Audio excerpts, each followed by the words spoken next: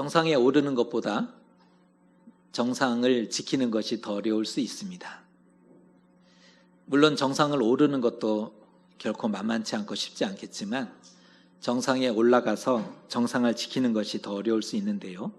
계속되는 성공은 자신감을 상승하게 하고 세상과 사람을 쉽게 보는 경향에 빠지게 하거든요. 자신감이 생기는 건 좋겠지만 그것이 세상과 사람을 쉽게 보게 만든다는 겁니다. 자만하게 되고 넘어지고 위험에 노출되기 쉽다. 그런 차원에서 정상을 지키는 것이 더 어려울 수 있는 것입니다. 오늘 말씀은 이스라엘에게 굉장히 중요한 순간입니다. 하나님의 구원과 승리를 경험하는 그런 장면이기 때문입니다. 이스라엘에게 굉장히 중요한 순간일 수밖에 없는 거죠. 하지만 오늘이 또 다른 전환점이 되고 있다는 사실을 발견하게 됩니다. 이스라엘에게 굉장히 중요한 순간인데 그 기뻐하고 감격하고 찬송해야 할 그 순간이 또 다른 전환점이 되고 있다는 겁니다. 오늘 말씀은 재해석이 필요한 그러한 말씀이라고 보여지는데요. 말씀을 묵상하면서 우리 자신을 한번 돌아보시면 좋을 것 같습니다. 이스라엘은 미디안으로 인해서 7년간 정말 죽을 고생을 하였습니다. 지난주 우리가 말씀을 나눴던 것처럼 살 수 없게 씨를 말렸고 피를 말렸지 않습니까? 미디안 때문에 도무지 살 수 없는 겁니다. 모든 곡식이 씨가 말랐고 또 피를 말렸기 때문이었습니다. 하나님께 부르짖자 기드온을 세워주셨는데요. 하지만 미디안을 상대할 수 없었던 것을 알았던 기드온이 이런 얘기를 합니다. 나의 집은 므낫세 중에 극히 약하고 우리 지파는 이스라엘 중에 극히 작은 지파라는 겁니다. 그뿐 아니라 내 아버지의 집은 가장 작은 그런 집안일 뿐인데 어찌하여 나를 부르시는 겁니까? 이렇게 기드온이 응답하지 않습니까? 그렇게 머뭇거리자 하나님이 연거푸 표징을 보여주시는데요. 하나님의 표징을 보면 참 기가 막힙니다. 기드온이 드린 음식을 하나님이 번제로 받아주시죠. 불로 그것을 태워서 받아주시는데 번제로 받아주시는 것입니다. 뿐만 아니라 여호와의 영을 부어주셔서 제2, 제3, 제4의 기드온을 끊임없이 세워주시는 것을 볼 수가 있습니다. 기드온 혼자 불러놓고 네가 한번 열심히 잘해봐라가 아니라 또 다른 제2, 제3의 기드온을 끊임없이 하나님의 영을 부으셔서 세워주시는 것을 볼 수가 있는데요. 그뿐 아니라 2번의 양털 시험을 허락해 주셨습니다. 전쟁에 나갈 300명의 군사도 하나님이 친히 뽑아주셨습니다. 적군의 꿈과 해몽을 통해서 미디안을 넘겨주셨음을 다시금 확증해 주셨지 않습니까? 이러한 일련의 일들은 여호와의 전쟁이라는 것이고 하나님의 구원임을 깨닫게 해주시는 그런 하나님의 응답이었음을 알 수가 있는 부분입니다. 그 결과 기드온과 백성들은 손에 무기를 들지 않고 횃불과 나팔을 들고 적진에 나아가게 됩니다. 정신 나간 거죠. 전쟁에 나가는데 무기와 방패를 든 것이 아니라 횃불과 나팔을 들고 전쟁에 나가게 됩니다. 그때 여호와께서 적들을 서로 칼로 치게 하셔서 스스로 멸망하게 만들었고요. 도망하는 자들을 위해서 여러 지파들이 함께 추격해 주는 일들이 나타납니다. 특히 에브라임 지파는 요단강을 건너는 길목을 미리 차단해서 큰 공을 세웠지 않습니까? 합력하여 선을 이루는 이 아름다운 장면이 미디안과의 전쟁에서 나타나고 있는 거죠. 한 번의 싸움으로 미디안 사람 12만 명을 죽이게 되었습니다. 그리고 1만 5천 명이 겨우 달아났으니 누가 싸워서 이긴 싸움인지가 분명히 나타난 거죠. 싸움 이전에는 이스라엘 어느 누구도 우리가 이길 것이다 장담하지 못했습니다. 그런데 전쟁이 일어났고 하나님이 싸워주셨기 때문에 이러한 대승을 이루게 된 것입니다. 기드온은 거기서 멈추지 않고 미디안의 두 왕이었던 세바와 살문나를 끝까지 추격해서 모두 격파하는 장면이 오늘 말씀 이전에 연속적으로 나오는 말씀입니다. 마침내 이스라엘에게 자유와 해방이 찾아왔습니다. 7년 만에. 하나님이 이루신 구원이었을 겁니다. 엄청난 승리를 경험한 이스라엘이 기드온을 찾아와서 간청하는 장면이 오늘 읽었던 말씀입니다. 이스라엘 백성이 기드온을 찾아와서 간청합니다. 당신이 우리를 미디안의 손에서 구원하셨으니 당신과 당신의 아들과 손자가 우리를 다스리소서. 이 말은 우리의 왕이 되어 주십시오라는 간청이었습니다. 그러자 기드온이 정색하지 않습니까? 이 말을 들은 기드온이 정색하는 거예요. 내가 너희를 다스리지 아니하겠고 나의 아들도 너희를 다스리지 아니할 것이요 여호와께서 너희를 다스리시리라. 여호와께서 너희를 다스리시리라. 이렇게 멋져도 되는 건가요? 너무 멋있는, 내가 나의 아들이 아니라 여호와께서 너희를 다스리시리라. 그런데 진심이었을까요?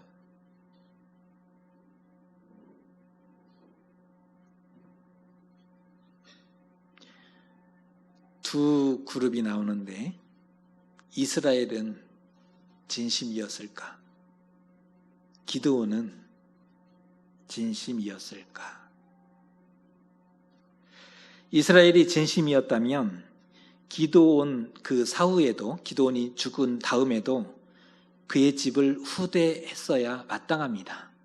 진심이었다면 기드온이 목숨 걸고 자신들을 위해서 대신 싸워주었고 승리를 가져왔지 않습니까? 그렇다면 기드온이 죽은 다음에도 그의 집을 후대했어야 마땅한데 이상하게도 그러지 않습니다. 영모가 일어나고 그의 아들 70명이 죽임을 당할 때 그들은 모른 척 하거든요. 방관합니다.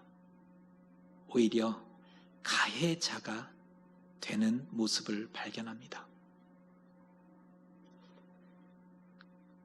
또한 오늘 이스라엘의 말을 보면, 성경을 우리가 읽을 때 이스라엘의 했던 말을 곰곰이 따져보면 하나님의 구원과 도우심에 대한 감사가 단 한마디도 나오지 않는다는 거예요. 누가 보더라도 하나님의 구원이지 않습니까? 그런데 이스라엘이 한 말을 보면 그 어디에도 하나님에 대한 감사가 표현되지 않고 있다는 겁니다. 그저 자신들을 구원해 줄 누군가가 필요했던 건데 그것이 기드온이었던 겁니다. 하지만 그가 죽자 돌아서서 바알들을 섬기게 되었고, 바알을 섬기는 게 아니라 바알들, 여러 바알들을 가져다 놓고 섬기게 된 거죠. 그뿐 아니라 바알브릿으로 삼았는데요. 이 바알브릿이라는 표현은 언약의 바알이라, 나의 언약의 바알입니다.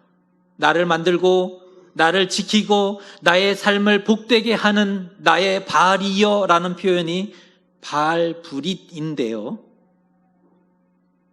이스라엘이 언제 하나님을 향해서 나의 하나님이고 나를 만드시고 나를 지키시는 나의 주, 나의 하나님이라는 그 진실된 고백을 한 적이 있었습니까? 그런데 바알을 상대로 바알브릿이여, 언약의 바알이여, 그 모든 마음과 정성을 다해 숭배하고 있는 모습을 보이고 있다는 겁니다. 그들은 다른 세대가 분명했어요. 언제나 기대를 저버리지 않습니다. 기대 이상의 그런 모습을 보여왔지요. 기도원이 진심이었을까요? 어쩌면 오늘의 주인공은 기도원인데 기도원이 진심이었을까요? 그런데 왜 자기 손으로 우상을 만들었을까요? 또 아내를 많이 두었어요. 그뿐 아니라 이방 여인을 아내로 취했거든요. 이거는 무엇으로 설명할 수 있을까? 말로는 내가 왕은 아니다, 하나님이 너희의 왕이시다라고 말했지만 진심 아니었습니다.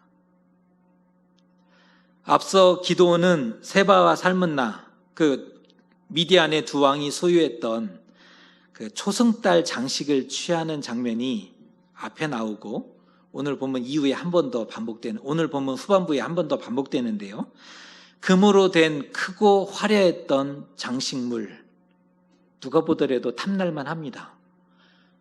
일개 병사가 가지고 있었던 장식물이 아니라 왕이 소유했던 금으로 된 장신구였으니 이건 누구라도 탐낼만 하지 않겠습니까? 문제는 그것이 달신 숭배자들의 부적이었다는 데 문제입니다. 달신을 섬겼던 숭배자들이 부적으로 여기고 소유했던 그 초승달 장식을 기드온이 탐하고 있습니다. 또 전리품으로 취했던 귀고리를 이스라엘 백성들이 요구하는데요. 너희들이 전리품으로 취했던 귀고리 그것만 놔다오. 그랬더니 백성들이 기쁘게 그것을 기드온에게 내놓지 않습니까? 그것을 모아봤더니 금 20kg였다는 거예요. 금 1kg가 어제 시세로 7천만 원, 20kg니까 14억에 달하는 어마어마한 양인데요. 하지만 어찌된 일인지 그것으로 에봇을 만들었대요. 기드온이. 에봇이라고 하면 제사장이 착용했던 제2용 의복인데요. 제사장 전용 의복이라는 거예요. 그런데 므낫세 지파였던 그가 왜 에봇을? 멋있잖아요. 소장용. 그렇게 보기에는 제사장의 역할과 하나님께 묻기 위해서 그가 하나님의 음성을 처음 듣고 하나님의 응답해 주신 오브라에 그 에봇을 만들어서 잘 두었는데, 하나님이 처음 만나 말씀하셨던 장소, 응답하셨던 그 장소에 에봇을 갖다 두었습니다. 이것을 정리해 보면 하나님의 음성을 독점하고 이스라엘을 시료 지배하기 위함은 아니었을까? 다른 사람은 하나님의 음성을 못 듣는다는 겁니다. 나만 들을 수 있어요. 이스라엘의 왕은 다른 존재가 아니라, 말은 안 했지만 유일한 나이다. 내가 바로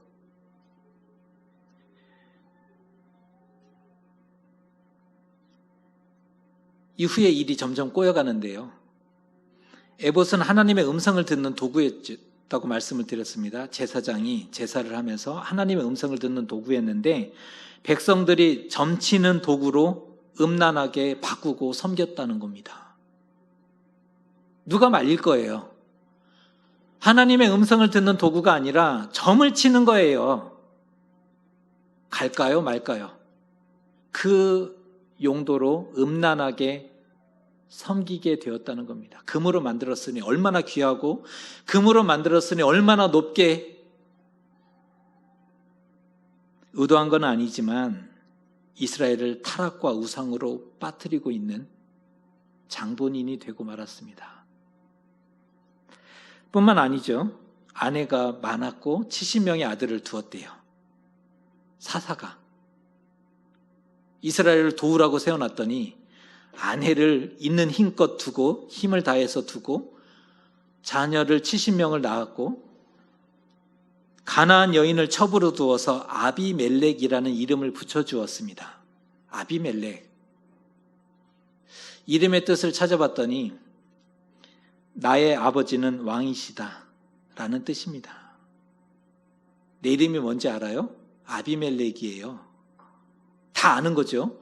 나의 아버지는 왕입니다. 내 아버지는 왕이라니까요. 자랑스럽게 말하고 그렇게 불렀다는 것은 그 당시 그의 가족과 온 이스라엘이 기드온을 어떻게 생각했는지가 분명하게 드러나는 장면입니다. 기드온은 왕은 아니었으나 왕 이상의 절대 권력을 휘둘렀던 사람입니다. 왕 아니에요. 그런데 실질적으로 왕 이상의 절대 권력을 행사했던 사람입니다. 그만한 힘과 영향력이 있었죠. 그렇다면 본이 되는 삶이 되어야 되는데 윤리, 도덕적으로, 종교적으로 본이 되지 못했다는 겁니다. 그리고 오히려 이스라엘의 올무가 되고 말았다는 겁니다. 사사로 세워놨는데 온 이스라엘을 우상으로 빠지게 하고 올무가 되게 하는 그러한 일을 만들었어요. 한때 그의 별명이 바알과 더불어 싸우었다, 바알과 겨루어서 이겼다 해서 그의 이름이 여룻바알이었지 않습니까? 한때 그는 바알을 끊었던, 바알을 이겼던 사람인데 지금은 우상의 앞잡이로 이스라엘을 끌고 우상 앞으로 가고 있는 것입니다. 오늘 사건이 언제 되어진 일입니까? 가장 성공했던 그 순간, 구원을 하나님이 이루셨던 구원에 대해서 기뻐하고 감격해야 될 그 순간에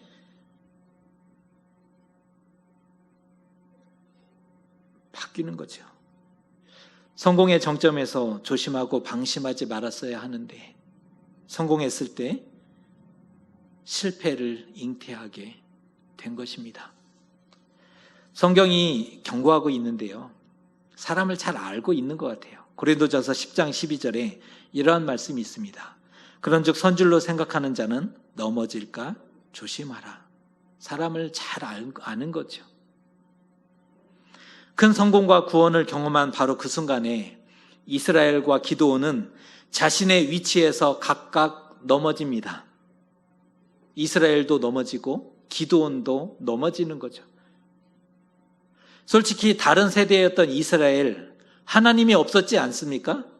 그러니 자기의 소견에 옳은 대로 살았다 칠 수 있어요. 아니, 그것도 나쁘지만 이스라엘 그들은 하나님이 없었기 때문에 자기의 소견에 옳은 대로 살 수 있어요. 하지만 사사였던 기드온마저 하나님의 구원과 그 큰 능력을 경험하고도 자기 소견에 옳은 대로 살아내고 있는 것입니다. 사사기 21장 25절은 사사시대 전체를 이렇게 평가합니다. 사사기 21장 25절의 말씀을 같이 한번 읽어보겠습니다. 시작. 그때에 이스라엘에 왕이 없으므로 사람이 각기 자기의 소견에 옳은 대로 행하였더라. 사람은 자기 소견에 옳은 대로 살아갑니다. 다른 세대였던 이스라엘도 그리 살았고 사사로 세웠던 하나님이 선택해서 세워놓았던 사사들도 그렇게 살아갑니다. 하나님의 사람도 자기의 소견에 옳은 대로 살아가고 이 사사시대가 지난 다음 엘리 제사장 얼마나 특별한 사람입니까? 그러나 그도 자기 소견에 옳은 대로 살아가고 하나님이 특별히 구별해 주었던 사무엘, 이스라엘을 위해서 얼마나 위대한 일들을 이루어냅니까? 그러나 그 역시 자기의 소견에 오른 대로 살아가고 말았습니다. 그럼에도 그 땅이 40년간 평온했다는 사실을 아십니까? 말이 안 됩니다. 어떻게 그런데 그 땅이 40년간 평온할 수 있었을까? 누구 때문이었을까요? 이스라엘 때문은 절대 아니었을 테고, 사사? 아니죠. 무너졌잖아요. 사람 때문이 아니었다는 겁니다. 사사기는 가나안 정복 후에 가나안 정착 세대의 삶이 어떠했는지를 보여주고 있는 그러한 성경인데요. 타락, 심판, 회개, 구원, 이 신앙 사이클이 반복되었다고 지난주 말씀을 드렸어요. 타락, 심판, 회개, 구원이 끊임없이 반복되고 있는데요. 이스라엘은 하나님의 놀라운 구원을 눈으로 보고도 악으로 빨리 내려가는 그러한 모습을, 변함없는 모습을 보여주었습니다. 그런데 왜 멸망하지 않았을까요? 왜 이스라엘은 멸망하지 않은 것인가? 답이 나오죠. 하나님 때문이다. 하나님 때문이었습니다. 그들이야말로 이들 세대를 정리해 보면 은혜 세대였다. 하나님 때문에 살아 있었던 은혜 세대였던 겁니다. 하나님이 이스라엘을 포기하지 않고 붙잡고 계셨던 겁니다. 하나님이 사사를 포기하지 않고 붙잡고 계셨던 겁니다. 하나님이 하나님의 사람들을 포기하지 않고 붙잡고 계셨던 겁니다. 우리를 향해서도 포기하지 않고 붙잡고 계셨기 때문에 우리가 살아가고 있는 거죠. 어제의 성공이 오늘의 성공을 담보할까요? 어제 성공했어요? 오늘 성공하겠습니까? 만일 어제 땀 흘리고 수고하고 노력했다면 오늘 성장하고 발전하고 변화될 가능성이 클 겁니다. 어제를 성실하게 보낸 자가 오늘과 내일을 웃게 되는 것, 그것은 어쩌면 당연한 것이고 그것이 오늘날 우리가 부르짖는 정의가 될 겁니다. 어제 수고하고 노력했다면 오늘과 내일을 좀 잘 사는 것, 그것이 정의로운 세상인 거죠. 그러면 신앙의 영역은 어떨까요? 어제의 순종과 충성, 승리, 어제의 영광이 오늘을 보장하지 않는다는 겁니다. 수고하고 애쓰신 것 모두 인정해 드리고 싶지만 어제는 어제까지. 오늘의 신앙은 오늘 다시 증명해 내야 합니다. 오늘 우리의 신앙은 오늘 다시 증명해 내야 된다는 것입니다. 그래서 신앙이 어려운 것입니다. 살아있는, 깨어있는 믿음이 중요한 이유죠. 왜 깨어 있어야 하느냐? 오늘 우리의 신앙을 증명해 내야 하기 때문에 그런 거죠. 오늘을 버티고 견디고 살지 못하면 내일이 주어지지 않습니다. 오늘은 내일의 얼굴이라고 할 수 있거든요. 신앙의 영역에서는 오늘이 바로 내일의 얼굴인 거죠. 가장 좋은 것은, 가장 이상적인 것은 어제의 성공과 오늘의 성공과 내일의 성공일 거예요.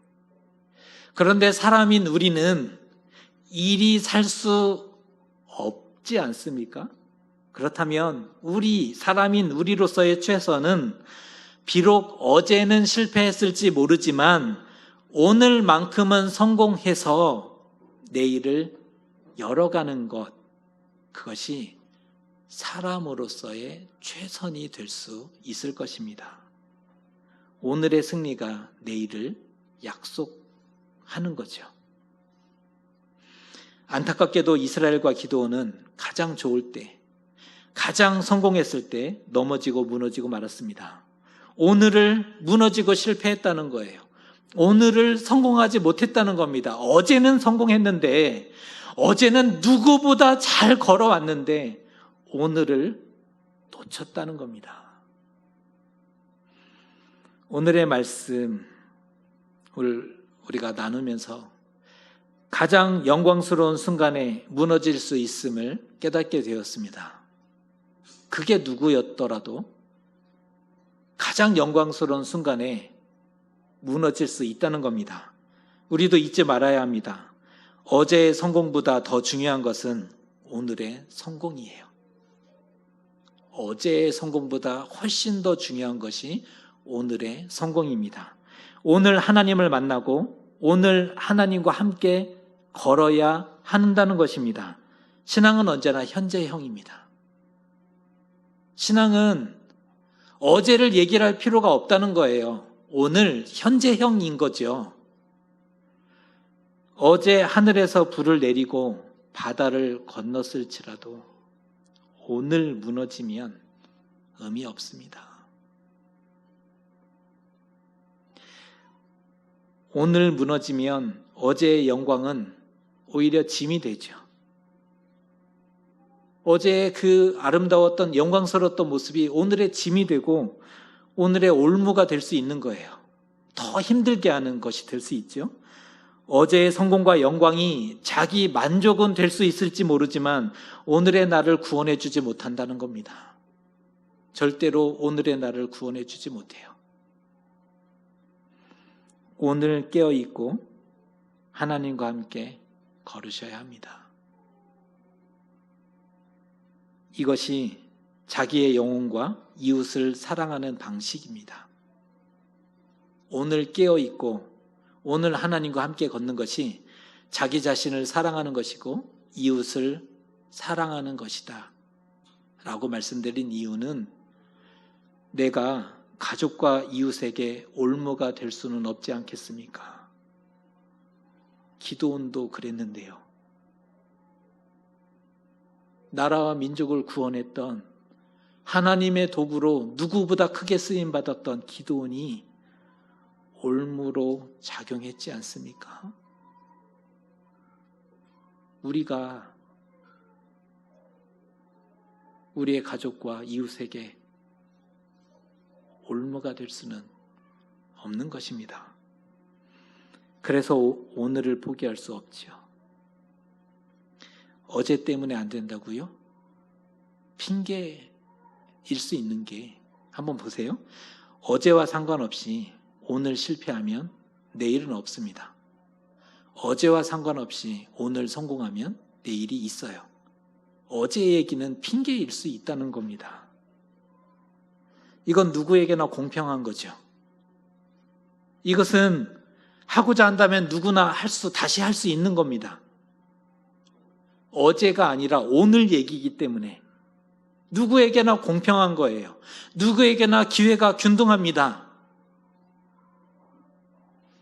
예배하는 우리, 오늘의 모든 기쁨과 영광을 하나님과 함께, 또한 오늘의 모든 슬픔과 눈물과 고통과 상처를 하나님과 함께, 그리하여 하나님과 함께 걸어가는 은혜의 세대가 되셨으면 좋겠습니다.